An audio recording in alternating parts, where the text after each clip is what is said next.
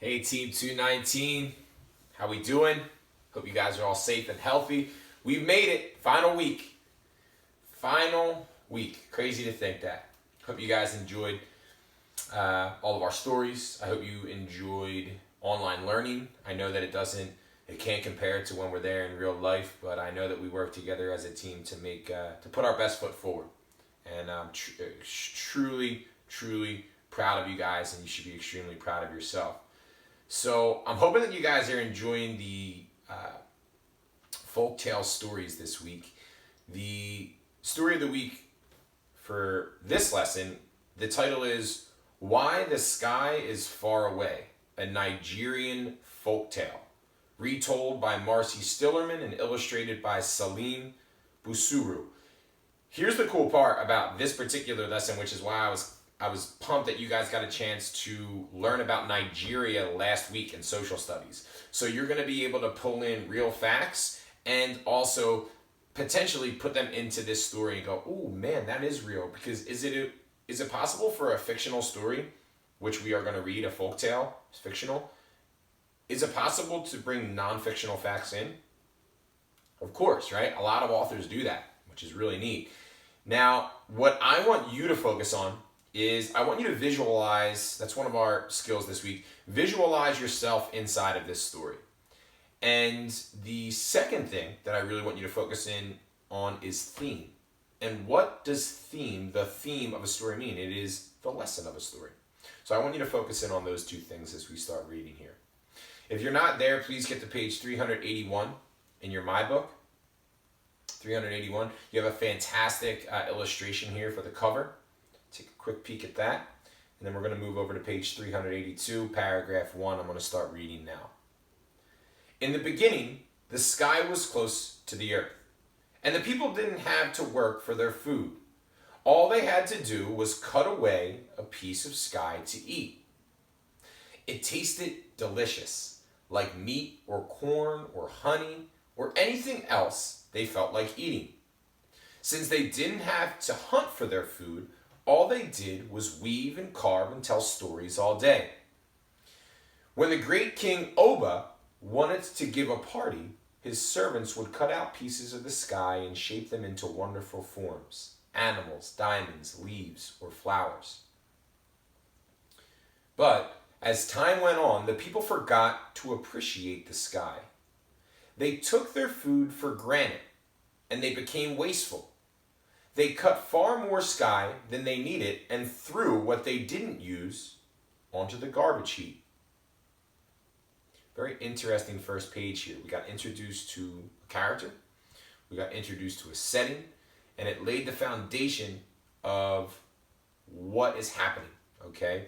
And right now, if you are either underlining the important parts or you're boxing up the important parts, I know a lot of you guys like to annotate and put that in your notes section. There's a lot of important things that happen here.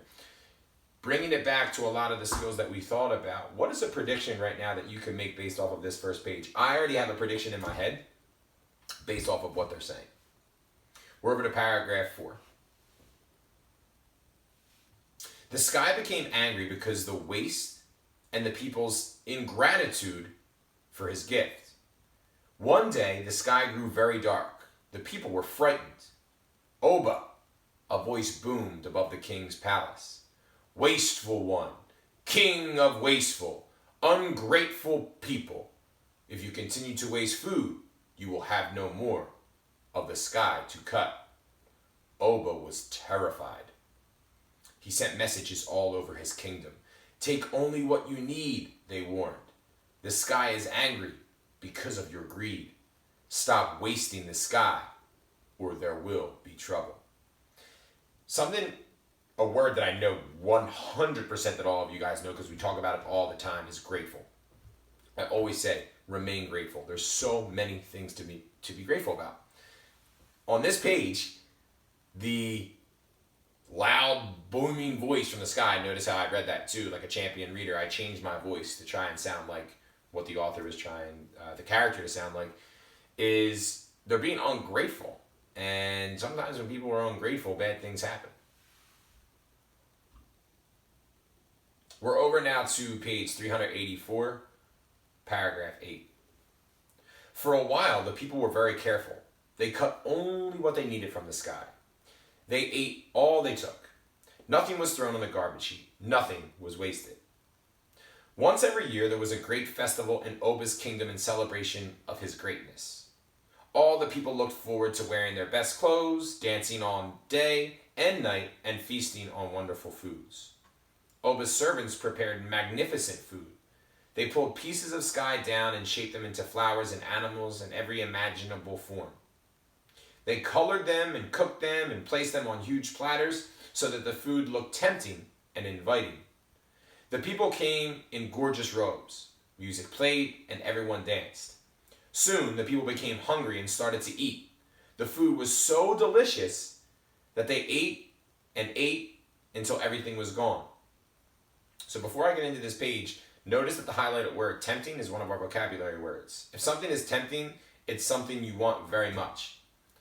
Now, right here would be a great time for a reader to make a prediction. So they're having this huge party, huge festival at Oba's house. The booming voice from the sky already made it known that they were upset, right? The sky is upset. What do you think is going to happen? Also, great illustration. I think that I can make a prediction just based off the illustration without even reading the words. Paragraph 12. But the people were greedy and wanted more, even though they were no longer hungry. They pulled down great quantities of the sky and gobbled them up. What they couldn't stuff into themselves, they threw on the garbage heap. Greedy and wasteful, they forgot all about the sky's warning. Suddenly, while the festival was still going on, the sky grew ominously dark. Thunder rumbled and roared, and fearsome knives of lightning sliced through the sky. People of the earth, the sky boomed. You are wasteful and greedy. I warned you. I will no longer give you food. You will have to work to eat.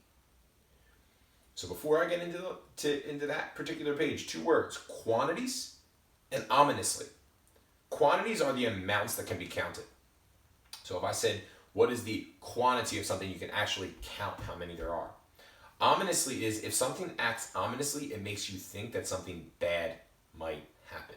So again, that's why I said when you look at the illustration here on page 385, you could tell it doesn't look like something good's about to happen, right? Really cool illustration. All right, so what do we think is going to happen? They got a little too greedy and a little too ungrateful. We're over to page 386. The sky sailed up high above the earth, far out of the reach of the tallest person. Ever since then, no one has been able to reach up and grab a piece of it, and the people must work hard on farms and in the factories for their food. So, we're talking about theme. What is the theme of that story? What is the lesson that you must learn after reading that story? And I think it ties into the environment that we have in our classroom because I put so much emphasis on grateful. You know, you have to be grateful. Even if times are tough and you think that, you know, you're not going to be able to get out of it, you can always find something to be grateful for. Okay, you can always find something to be grateful for. So hopefully you enjoyed that story. I know it was a short one, but hopefully you enjoyed that story. Please work on the collaborative discussion and answer in the discussion.